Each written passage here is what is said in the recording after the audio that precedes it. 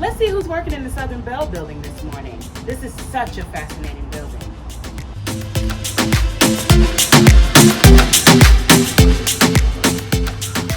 Good morning. Welcome Southern Bell Museum. Come on in and see what we have to offer. Okay, come on into our telephone room where we have telephones from early times all the way up to the 70s. First of all, I'd like to show you Alexander Graham Bell's invention. It's a replica in 1876. So this phone is already 144 years old. And Mr. Bell and Mr. Watson, they concocted this little phone right there. A couple months later, they took it to the Philadelphia Centennial Exposition where they introduced it and got their patent. So the phone is now, like I said, 144 years old.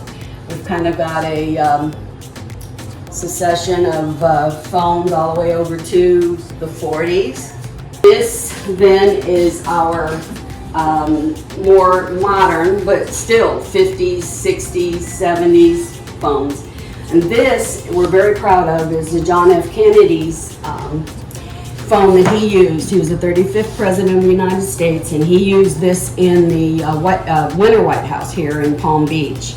So when he'd come down for his winter 2 weeks off or a week off, this is the only way they could get him. They did not have cell phones. Cell phone wasn't invented till 1986, and that's the first one. And they didn't have computers because the computers weren't invented till the 80s.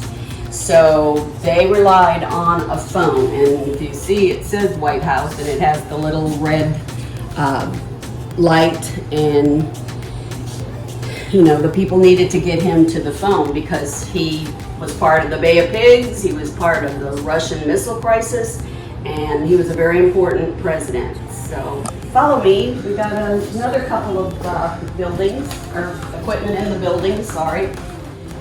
This is our payphone display. So we're really good at working, but you can see now it has the light and it has the fan inside, so it's workable. But we are going to get it working so that you'll be able to talk on it. And you can see these, this is the push button, but that one is the old dial, probably up till about the 1950s.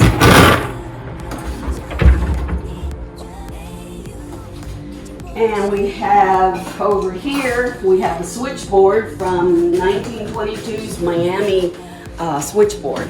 And we have lots of memorabilia to show, lots of pictures to show people how, to show you how the operator sat in big positions all the way down, and she again would put on a headset, and you would come in here, she would take your plug and plug it. You tell them you wanted to call Toledo, Ohio. There were these trunks all over the United States.